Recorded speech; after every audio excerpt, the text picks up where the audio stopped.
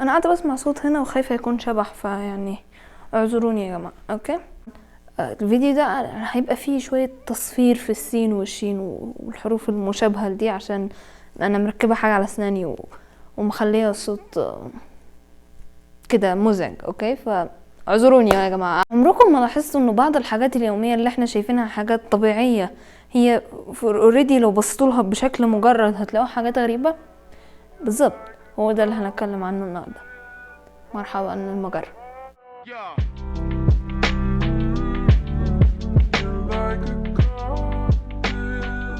في الفيديو ده انا قعدت افكر واعصر دماغي واشوف ايه هي الحاجات اللي الناس بتعملها والبني ادمين بتعملها وغريبة جدا، لو جربتوها من اي حاجة حواليها هتحسوها غريبة قوي. فدي 5 حاجات غريبة البشر بيعملوها. رقم 1، الطبطبة. يعني ايه اقعد اخبط على ظهر حد او كتفه والمفروض انه التخبيط ده يخليه احسن؟ انا عارفة ان هي بتبقى مصحوبة بجمل مواساة او تهنئة او ايا كان، بس هو فعلا سلوك غريب في رأيي. ايه اللي يخلي يعني لما حد يخبط على ظهري ده المفروض ان هو دعم نفسي والمفروض ان انا ابقى كويس؟ طبعا لا شك ان سلوك البشر بيعتمد على اللمس وشوية لغة في الجنب، وهنتكلم عن اللغة بعد شوية، لكن في رأيي ان الموضوع غريب شوية. لا، هو مش غريب شوية، هو غريب كتير جدا. رقم 2، التسقيف. ايه اللي يخلي الناس لما يتفرجوا على اي حاجة عموما يبدو اعجابهم بالحاجة دي بانهم يخبطوا ايديهم في بعض؟ انا بصراحة مانيش حاسة انه السلوك ده غريب بقدر ما هو انا حاساه مرعب جدا. تخيل مثلا تقول حاجة حلوة او تقدم حاجة حلوة لمجموعة من الناس، وبعد ما تخلص فجأة تلاقيهم كلهم قاعدين بيخبطوا ايديهم في بعض في وشك. رقم 3، التنمر. ها ها ها ها انت فاشل، ها ها ها. لا، هو الحقيقة ما بيبقاش كده، التنمر مش بيبقى كده، بس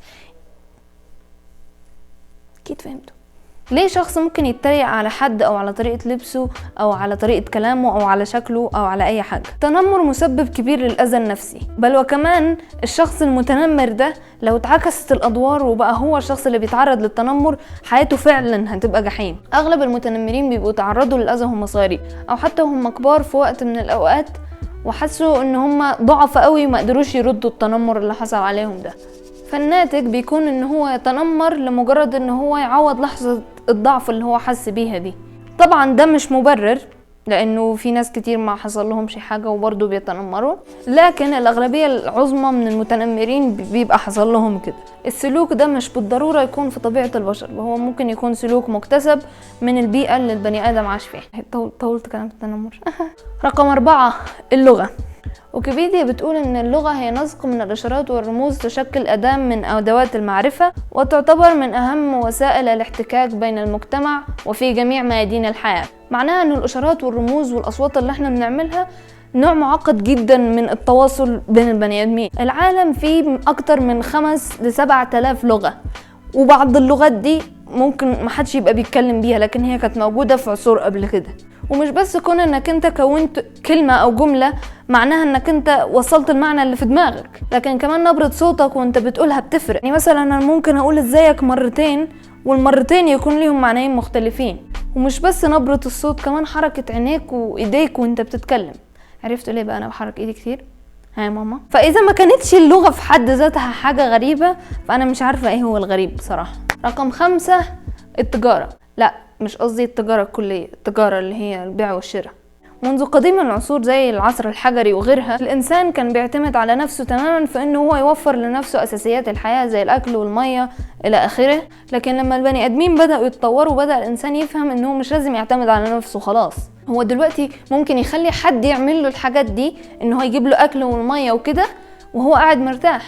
طبعا بيكون بمقابل مادي معين، ومش قصدي بالمقابل المادي المعين ده فلوس بس، لكن ما دام انت بدلت حاجه بحاجه فدي تعتبر تجاره. يعني مثلا انت بتبدل الفلوس بالاكل، بتبدل الفلوس بالهدوم، وهكذا. بس وهي دي كانت كل حاجه عندي النهارده. لو عايزين جزء تاني من الحلقه دي قولوا لي، اكتبوا لي تحت في الكومنتات وقولوا لي ايه اغرب حاجه في الليسته دي. وبصراحه يا جماعه انا عصرت دماغي فعلا عشان اعرف اطلع الكلام ده وكده، ويعني انا ببص تحت كتير عشان قاعده ببص تحت عشان في سكريبت. بصراحة دي أول مرة أكتب سكريبت، ومش عارفة أنا قعدت يعني كل جملة من دول قعدت أعيدها بتاع 7000 مرة. فدي 5 حاجات البشر أو البني آدمين فدي 5 حاجات البني ادم.